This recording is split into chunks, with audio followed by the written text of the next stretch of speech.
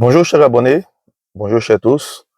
Roche Adam de l'entreprise Roche Sol, votre ingénieur bâtiment et urbanisme. Alors aujourd'hui, abordons deux thèmes qui ont tendance à se chevaucher lorsqu'on ne les comprend pas, la réhabilitation et la rénovation. Commençons d'abord par la réhabilitation. Réhabiliter un bâtiment, il s'agit de le ramener à son aspect premier, l'aspect qu'il avait à la cérémonie de remise des clés par exemple, sans toutefois toucher à sa structure ni à son architecture. Relooker sa peinture, si sa structure, par exemple, a subi des dommages dans le temps et dans l'espace, selon les températures, les périodes, ramener cela à son aspect premier, donc sans toutefois rien modifier. Lorsqu'on parle de rénovation, c'est encore plus profond. La rénovation va au-delà de la réhabilitation. La rénovation touche la structure du bâtiment. La rénovation touche l'architecture du bâtiment. Et toucher dans quel sens? Pas seulement dans le sens de les réhabiliter, mais dans le sens même de les modifier. On peut même, avec la rénovation, repenser le dimensionnement du bâtiment. On peut, avec la rénovation, repenser la structure du bâtiment, l'architecture du bâtiment. C'est cela, rénover. On peut réaffecter le bâtiment à d'autres usages. Un bâtiment qui a été affecté à un usage particulier, je vais dire un usage d'habitation, peut être réaffecté à un autre usage, par exemple commercial ou culturel. Alors, quand on parle de commercial et culturel, là, on passe du privé au public.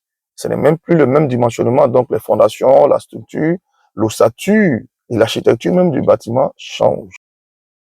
Pour ceux qui sont à Abidjan ou qui connaissent bien sûr cette ville, ils doivent reconnaître cet endroit. C'est à Cocody, Vallon précisément.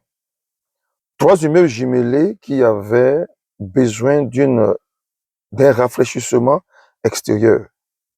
Et le défi ici était de trouver une solution à ces carreaux externes qui ont été faits de terre cuite et bien sûr qui n'existent plus sur le marché. Mais nous avons pu relever le défi en trouvant une solution comment remplacer ces carreaux. Nous avons lavé les murs, ce que je vous conseille vivement dans ce genre de travaux, pour préparer avec minutie le support du revêtement mural, c'est-à-dire la peinture qui allait venir plus tard. Et je vous le conseille vivement. Nous avons refait les poteaux, parce que les poteaux qui étaient là étaient vachement embauchés. Il fallait reprendre, nous avons donc repris les poteaux et voici le résultat. Tout éclatant, tout brillant, et malgré la saison des pluies qui était au chevet de ces travaux, toujours intact. Et jusqu'à présent, les résultats sont toujours là au Vallon. Vous pouvez aller visiter. Parlant des rénovations, avec exemple à l'appui, ici c'est une villa duplex achevée aux gros œuvres qu'il fallait transformer en ceci. C'était un grand défi parce que vous voyez que nous sommes d'un côté dans une villa duplex et au finish, nous avons une villa triplex. Évidemment, à l'intérieur comme à l'extérieur, nous avons retouché l'électricité, la plomberie et tout ce qui va avec, selon les désirs ou bien selon les aspirations du maître d'ouvrage et ce qu'il va en faire.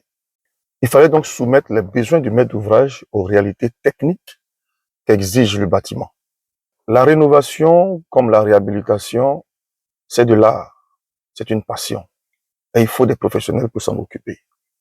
On ne le fait pas parce qu'il faudrait le faire ou parce qu'on a juste une idée. Il y a des calculs préalables à faire. Il faut souvent reprendre le dimensionnement. Il faut voir si cette couche de peinture va avec ou pas. Parce que, entre-temps, la température est passée, les intempéries sont passées. Qu'est-ce qu'il faudrait, quelle solution adapter à votre situation? Alors, faites-nous appel, contactez-nous pour tous vos besoins de rénovation comme de réhabilitation et nous saurons absolument vous répondre. Merci et portez-vous bien.